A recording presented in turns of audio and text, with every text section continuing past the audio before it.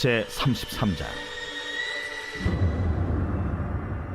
여호와께서 모세에게 이르시되 너는 네가 애굽 땅에서 인도하여 낸 백성과 함께 여기를 떠나서 내가 아브라함과 이삭과 야곱에게 맹세하여 네 자손에게 주기로 한 그 땅으로 올라가라. 내가 사자를 너보다 앞서 보내어 가나안 사람과 아모리 사람과 헷 사람과 브리스 사람과 히위 사람과 여부수 사람을 쫓아내고 너희를 젖과 꿀이 흐르는 땅에 이르게 하려니와 나는 너희와 함께 올라가지 아니하리니 너희는 목이 곧은 백성인즉 내가 길에서 너희를 진멸할까 염려함이니라. 백성이 이 준엄한 말씀을 듣고 슬퍼하여 한 사람도 자기의 몸을 단장하지 아니하니 여호와께서 모세에게 이르시기를 이스라엘 자손에게 이르라.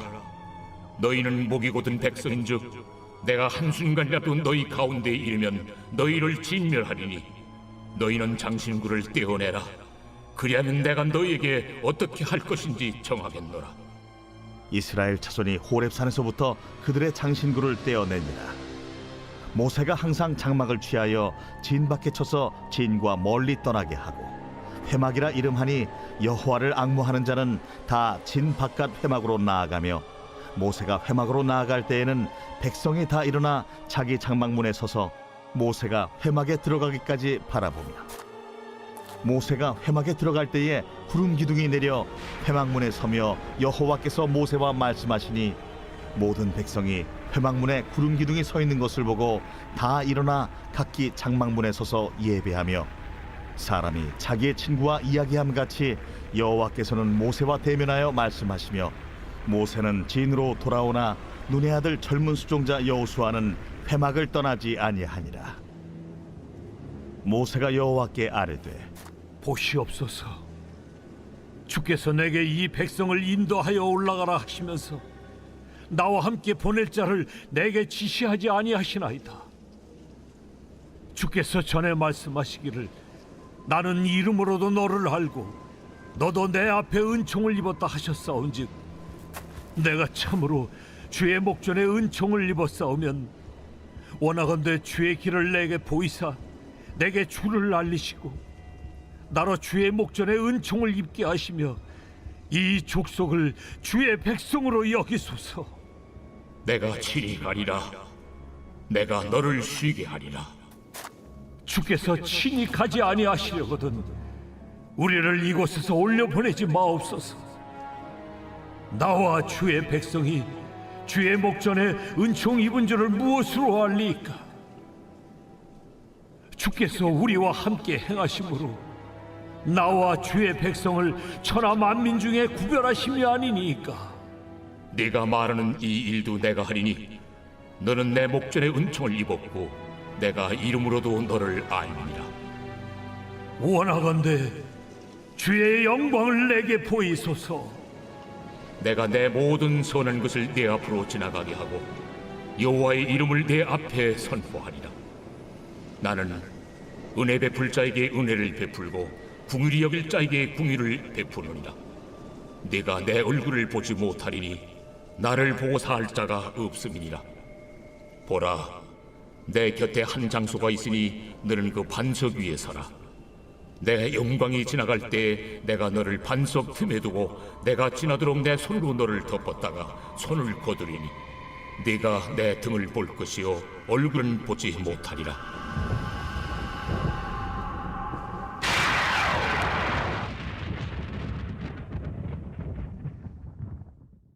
빛이 쓰라 새벽에 말씀 앞에 나오신 우리 성도님들의 오늘 한날 정말 기쁘고 주의 위로가 있고 또 빛나는 날들이 되시기를 주님의 이름으로 축복합니다.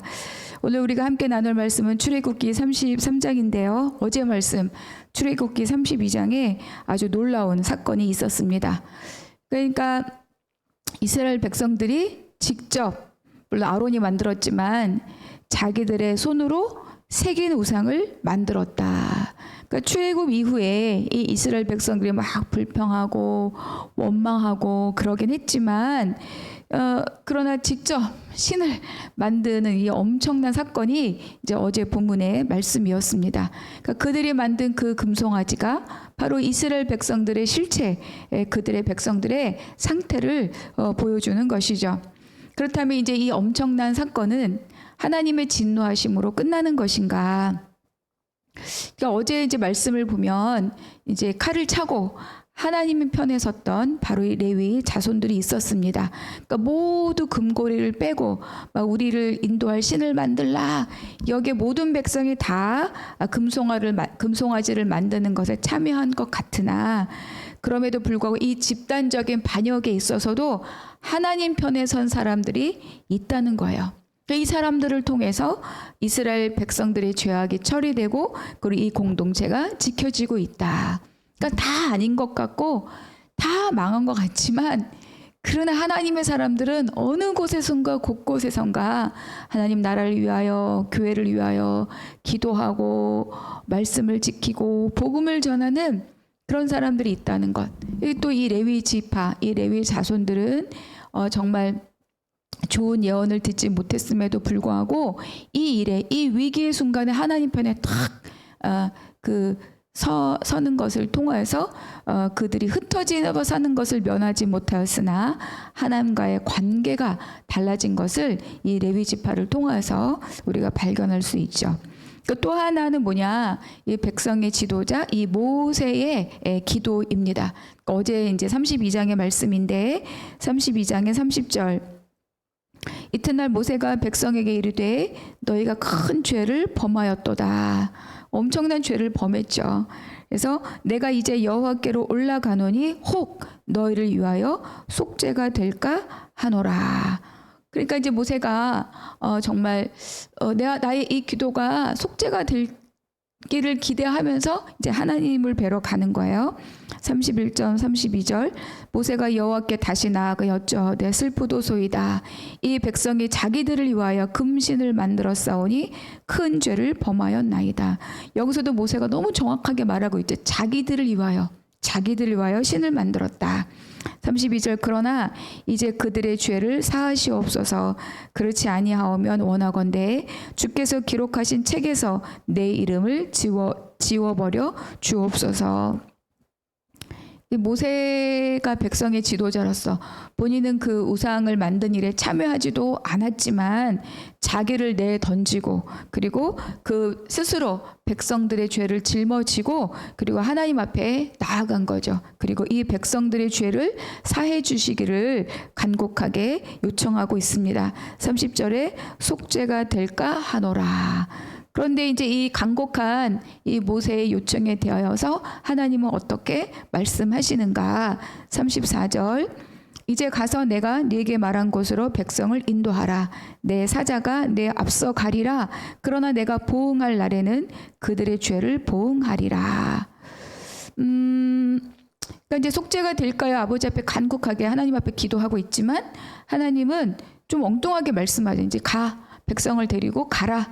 그리고 내가 내 사자를 내 앞서서 너를 인도하게 하겠다. 그러나 내가 보응할 날에 내가 그들의 죄를 보응하리라. 죄값을 치르게 하겠다. 이렇게 말씀하고 있습니다. 35절에 보니까 여호와께서 백성을 치시니 이는 그들이 아론이 만든 바 그 송아지를 만들었음이더라. 결국 어떻게 되었습니까? 하나님께서 이 백성들을 치셨다. 그 보응을 하셨다. 이 죄에 대해서 값을 치르게 하셨다. 이렇게 기록하고 있습니다. 그러니까 모세가 하나님 앞에 정말 자기 목숨을 걸고 백성들을 용서해 주시기를 간구했지만 그러나 하나님께서는 그들의 죄를 결국은 갚게 하셨다는 거예요. 그러니까 이제 모세가 목숨을 걸고 백성들을 용서해 주시기를 간곡하게 구하고 기도하는 것은 지도자로서 매우 귀한 태도이긴 하지만 그러나 중요한 것은 뭐냐? 모세의 목숨이 모세의 생명이 속죄물이 될 수는 없다는 거예요. 그도 역시 죄인일 뿐이다. 그러니까 하나님이 받으시는 속죄 제물은 흠 없는 것이어야 되는 거죠. 흠 없는 것의 피. 그런데 모세가 흠없는 제물은 아니지 않습니까? 그도 역시 죄인이고 사람일 뿐인 거죠. 그러니까 우리에게 있는 유일한 오직 흠없는 제물이신 그 한 분 누구입니까? 예수 그리스도 이외에는 아무것도 예수 그리스도의 보혈 이외에는 죄를 속할 것이 없다. 그리고 하나님께서 이제 하나님이 거룩을 훼손하고 그리고 손으로 신을 만들고 그것에 예배하고 그것에 제물을 올린 이 백성들, 하나님의 거룩을 철저하게 모독한 이 이스라엘 백성들을 그대로 용서할 수 없고 반드시 그 대가를 치르게 하십니다. 이제 제가 아무리 우리 성도님들을 위해서 내 목숨을 걸다 하더라도 하나님 앞에 범죄를 나를 인하여서 속죄할 수는 없다. 우리에게 흠없는 완전한 제물로 우리의 속죄를 이루신 분은 오직 예수 그리스도 한 분이시다. 그리고 이제 오늘의 본문이 시작됩니다. 1절 여호와께서 모세에게 이르시되 너는 내가 애굽 땅에서 인도하여 낸 백성과 함께 여기를 떠나서 내가 아브라함과 이삭과 야곱에게 맹세하여 내 자손에게 주기로 한 그 땅으로 올라가라. 3절 너희를 젖과 꿀이 흐른 땅에 이르게 하려니와 나는 너희와 함께 올라가지 아니하리니 너희는 목이 곧은 백성인즉 내가 길에서 너희를 진멸할까 염려함이니라 하시니. 참 재밌는 게 하나님께서 모세에게 이렇게 말씀하셔요. 너는 네가 애굽 땅에서 인도하여 낸 백성. 하나님께서 늘 나는 너희의 종되었던 집에서 인도하여 낸 너희의 하나님이다. 하나님 늘 이렇게 말씀하셨는데 여기를 다 이제 모세에게 던져버리는 거죠. 내가 애굽 땅에서 인도하여 낸 백성. 그러니까 이 한 구절 안에 이 하나님의 마음이 다 느껴지지 않습니까? 정말 이제 남이다. 약간 이런 느낌. 나는 너희들과 상관없이 가겠다. 이런 느낌인 거죠. 그러니까 이 정말로 우상을 만들고 하나님 섬기듯이 섬겼던 이 백성들에 대하여서 하나님의 마음이 얼마나 섭섭하신지 그리고 얼마나 마음이 상하셨는지를 고스란히 느낄 수 있는 그런 이제 구절이 이제 1절입니다. 그럼에도 불구하고 하나님 또 뭐라고 말씀하시냐? 젖과 흐린 땅에 이르게 하겠다. 그러니까 나는 같이 안 가지만 내가 너희들에게 조상들에게 약속한 땅이니 너희들은 그 땅에 가라. 그 땅을 주었다. 그 땅을 차지하게 하라. 그러나 나는 같이 안 간다. 그리고 내 사자를 너희들 앞서 내가 보내겠다. 할 건 다 해주겠다. 약속한 건 다 내가 주겠다. 그런데 나는 함께 가지 않겠다. 이것이 이제 이 두 절에 나타난 하나님의 말씀인 거죠. 그리고 말씀하십니다. 길에서 너희는 목이 곧은 백성인즉 내가 길에서 너희를 진멸할까 염려함이니라. 근데 여기서 우리가 또 마음이 섭섭하시고 마음이 상하시고 그랬음에도 불구하고 이 백성들에 대한 하나님의 그 또 마음을 우리가 여기서 발견할 수 있는 거죠. 내가 다 진멸하고 내가 너를 통해서 나라를 새로 세우겠다. 그러셨음에도 불구하고 내가 또 무슨 일이 생기면 정말 진멸하게 될까 봐 이들이 또 범죄하고 목이 뻣뻣하고 우상을 만들고 그러면 내가 정말 이 백성들을 내가 진짜 진멸할까봐 동행하지 않겠다. 그러니까 하나님께서는 막 진멸하겠다, 어쩌겠다, 막 이렇게 말씀하시지만 동행하지 않겠다는 그 본의는 무엇입니까? 바로 이 백성들에 대한 은혜인 것을 우리가 여기서 알 수 있습니다. 그러니까 그들의 우상 숭배, 그들의 손으로 만든 신, 그것이 이제 이 하나님의 동행하심, 이 하나님의 임재를 떠나게 한 거죠. 그러니까 하나님의 동행하심이 떠나고 그제서야 이 이스라엘 백성들은 하나님 안에 거하는 삶이 어떤 것인지를 그 은혜를 비로소야 발견하게 되었습니다. 4절 백성이 이 준엄한 말씀을 듣고 슬퍼하여 한 사람도 자기의 몸을 단장하지 아니하니 6절 이스라엘 자손이 호렙산에서부터 그들의 장신구를 떼어내니라. 이제 그런 상상을 좀 해봤어요. 그러니까 이들이 막 애굽을 나와서 막 3월에 이제 여기 시내산에 도착했다고 19장에서 기록하잖아요. 그러니까 애굽을 나온 그 3개월 정도의 시간 동안 이들의 몸에는 주렁주렁 장신구가 달려 있었나 보다. 이들의 마음에 주렁주렁 그들의 생각과 그들의 욕망이 달려 있었나 보다. 막 이런 상상이 저는 좀 되었습니다. 그리고 그들은 광야를 가면서도 이 자기에게 주렁주렁 달려 있는 것으로 자기를 과시하고 싶었나 보다. 어쩌면 가나안에 간다는 것이, 하나님 가나안에 이른다는 것이 이렇게 원하는 대로 마음껏 꾸미고 자기를 과시하고 애굽 사람들처럼 보란 듯이 마음껏 살 수 있는 곳이라고 상상하면서 그것을 기대하면서 여기까지 쫓아온 것은 아닌가, 이런 생각이 좀 들었습니다. 그런데 여러분, 우리가 너무 명확하게 알고 있는 것처럼 가나안은 장소가 중요한 것이 아니죠. 가나안은 무엇이 가나안입니까? 하나님의 임재가 있는 곳, 하나님의 동행하심이 있는 곳이 바로 가나안입니다. 이제서 이제 백성들은 자신들이 얼마나 어리석은지, 그리고 또 얼마나 큰 반역을 저질른지 이제 정신을 차린 거죠. 그리고 이제 마음을 슬퍼하며 자기 몸을 단장하지 않았다. 그리고 통회하는 마음으로, 하나님을 바라는 간절한 마음으로 하나님이 장신구를 떼어내라 라고 하는 하나님의 이 명령에 순종하여서 장신구를 그제서야 다 떼어냈습니다. 호렙산에서부터, 그러니까 여기가 참 뭐라 그래야 되나, 신기한 건 아니고, 그러니까 이 호렙산에 도착했고 이 호렙산에서 하나님의 율법을 받았는데 이곳에서 금송아지를 만들었고 그것을 섬겼고, 또 이곳에 하나님께 죄를 회개하고 장신구를 떼어내고, 이제 이 시점이 되었을 때야 비로소 이들에게 머리로만, 또 모세를 통해서만, 또 모세에게 집중되고 사람에게 집중하고 보이는 것에 집중하였던 그들에게 요 지점에 와서 드디어 자발적인 하나님에 대한 인식이 생겨진 것이 아닌가. 피상적으로 알던 하나님을 이제 내면으로부터 알아가는 그 출발점이 아닌가. 그래서 이 금송아지 우상 숭배 사건이 그들의 시선을 보이는 곳에서부터 이제 바르게 하나님을 향하도록 만들어준 것이 아닌가. 그래서 이 금송아지 사건은 굉장히 이스라엘 백성들에게 영적인 교훈의 사건이었다고 볼 수 있다. 그러니까 우리 인생도 그렇죠. 그러니까 우리의 평안함이, 또 우리의 공급이 어디로부터 온 건지 생각지도 않고 내 것이냐, 내 수고이냐, 또 당연한 것이냐, 막 그렇게 살아가고 있다가 그것이 흔들렸을 때, 그것이 사라지거나 상실되거나 결핍되었거나 빼앗기거나, 그래서 이것이 흔들렸을 때 그때여 비로소 내가 지금까지 지내온 것이 하나님의 은혜였구나. 내가 지금까지 지나온 것이 하나님의 공급이었구나. 지금까지 살아온 것이 전적으로 하나님의 보호하심과 하나님의 공급이었구나.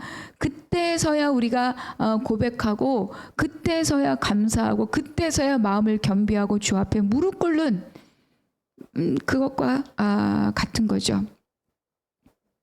이때에서야 그들에게 주렁주렁 달려있는 장신구 떼어내고, 마음에 주렁주렁 달려있던 거 떼어내고, 정말 하나님과 함께함이 무엇인지를 이제서야 발견하게 된 것이 아닌가. 7절, 모세가 항상 장막을 취하여 진 밖에 쳐서 진과 멀리 떠나게 하고 회막이라 이름하니 여호와를 앙몽하는 자는 다 진 바깥 회막으로 나아가며. 여기 회막은 이제 건축하려고 하는 성막과는 좀 다른 겁니다. 그러니까 모세가 하나님을 만나기 위해서, 모세가 하나님과 대면하기 위해서 만들어진 장소인데, 이 회막을 이제 진 밖에 따로 옮겨 두었다는 거죠. 그래서 이 모세가 회막으로 갈 때 이 백성들이 다 그 장막 밖에 서서 각기 장막문에 서 있었다. 그리고 여호와를 앙모하는 자는 다 이 회막으로 다 이제 따라가는 거죠. 그리고 모세가 회막에 들어갈 때 구름 기둥이 회막을 덮었다, 이렇게 기록하고 있습니다. 함께하지 않겠다라고 말씀하셨지만 이들의 눈앞에 하나님의 임재가 다시 한번 나타난 거죠. 그러니까 이 이스라엘 백성들이 지금 부정하기 때문에 진 안에 있으실 수는 없지만 이 회막을 진 밖에 옮겼을 때 거기 하나님의 임재, 영광의 구름이 쫙 다시 한번 나타나서 이 백성들에게 다시 한번 하나님의 존재를 보여주고 있음을 알 수 있습니다. 10절 모든 백성이 회막문의 구름 기둥에 서 있는 것을 보고 다 일어나 각기 장막문에 서서 예배하며 금고리로 부어서 새긴 우상 금송아지 앞에 제단을 만들어서 제사를 드리고 그것을 예배하였던 이 백성들이 이 이제 회막문의 구름 기둥에 쫙 하나님의 임재를 보고 다 일어나 다 경건한 모습으로 일어나서 바로 이 회막 장막문에 서서 하나님을 예배하였다. 이렇게 성경은 말씀해주고 있습니다. 그러니까 백성들이 범죄해서 그 진 안에 하나님의 임재가 머물진 않으셨지만 진 밖에는 이 회막으로 하나님의 임재가 계셨고 백성들은 다 장막 밖으로 나와 그 하나님의 임재를 바라보며 예배하였다. 무엇입니까?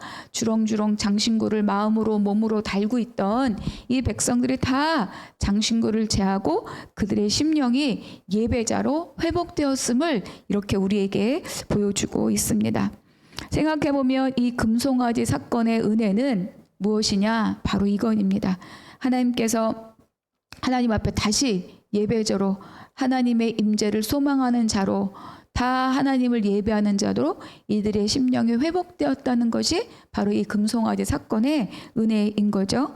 만약에 하나님께서 이들을 다 진멸하고 다른 족속으로 새로운 민족을 세우려고 하셨다면 지금 이들은 어떤 자들입니까? 다 우상 숭배로 인한 대가를 치르고 다 죽었어야 될 죽음으로 끝났을 하나님의 사람들인 거죠. 그러나 하나님은 그 백성들에게 백성의 조상들에게 주신 언약을 신실히 지키고자 하셨고 또 그들이 회개하는 그 마음을 받으시고 그리고 그들의 심령이 새로워졌음을 볼 수 있습니다. 그래서 우리 삶에도 하나님이 아닌 다른 것을 장신구로 삼고 세상에 막 과시하려는 마음이 있다면 오늘 다 내려놓고 오직 하나님 한 분만 바라보시기를 바랍니다. 내 안에 장신구, 우리 아이가 맨날 전교 1등하고 착하고 엄마 아빠 말 잘 듣고 그것이 다 나의 면류관이 되어 있지 않나. 이런 거 다.